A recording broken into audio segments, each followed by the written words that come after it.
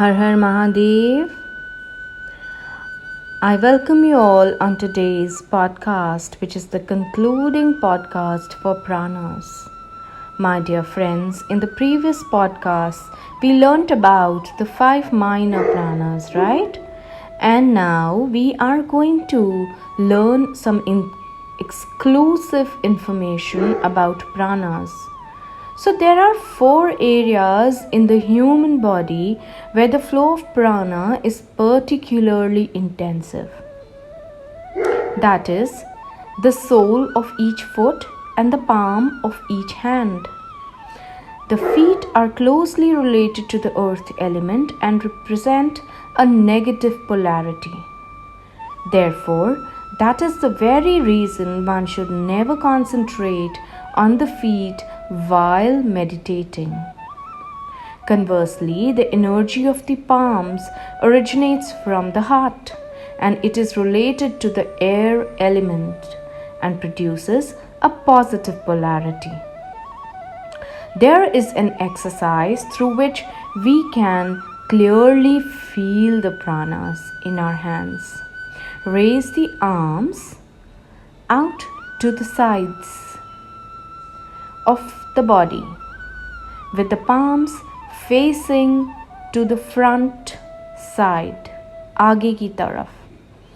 Keep the arms straight and move them in half circle to the front body, slowly bringing the palms towards each other. Remain completely relaxed, slowly reducing the distance between the hands.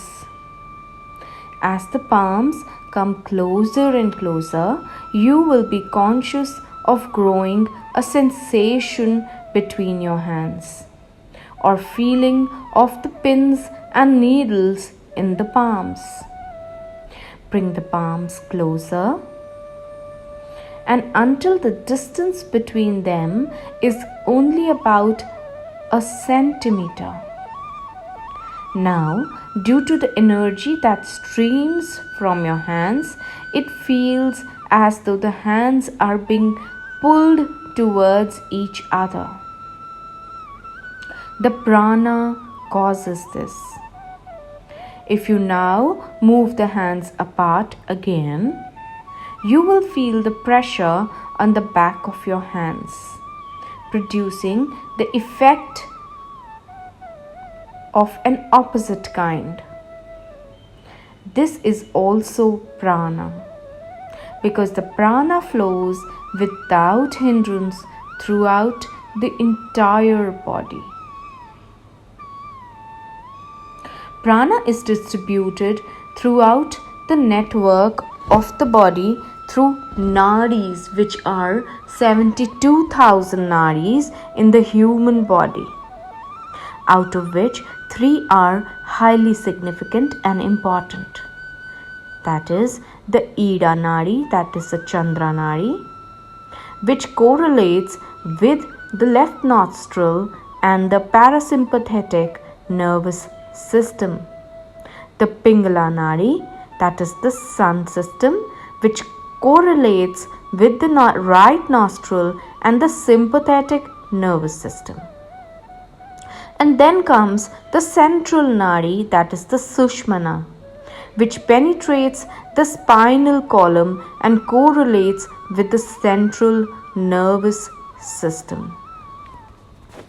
The practice of asanas and pranayam harmonize the Ida and Pingala nadis and has a purifying and strengthening effect, a balancing effect upon all the 72,000 nadis present inside the body. Pranayama and meditation practice enhances the energy flow in the Sushmana nadi. When the spiritual energy begins to flow in the Sushmana nadi, certain brain centers and chakras are activated, creating a development and expansion of our consciousness to higher spiritual levels. The prana itself is totally pure and neutral, just like the spring water. But when you add salt or sugar to it, the water tastes likewise. The same is the case with prana. It is absolutely pure and nirgun. The prana flows into the body like clean and pure substance. But how it departs upon the individual it depends on their lifestyle and their inner qualities. The type of food consumed and the environment and the company in which one lives makes it the kind of prana that we have. The quality of the prana that radiates from the people impacts on both the surrounding environment and individuals themselves. The more cells that die, the weaker one becomes. The quicker one ages is also directly related to one's prana. When the flow of prana is restricted, the result is the same. The flow of prana is affected by worries that we create for ourselves. The more we feel disheartened or depressed, the weaker the flow of prana is, leaving us more susceptible to illness. An aging process occurs more rapidly. On the other hand, those who are balanced and content radiate vitality, and their strength reaches out to touch fellow human beings. Therefore, we should always endeavor to radiate a positive prana. The prana that we radiate is our vibration or aura and is clearly perceptible to others. The type of aura depends upon the purity of our thoughts and feelings, and also on our internal rhythm and physical state of health. When there is mental tension and unrest or illness in the body, the aura is not harmonious or in balance with the mind, body, and soul. It is most advantageous for others and ourselves to cultivate positive, confident, trusting, and good thoughts. Above all, negative, destructive, and hostile thoughts are most harmful to us. With such a mental attitude, we poison ourselves, and that is why yoga comes to help. To keep their thoughts and feelings positive.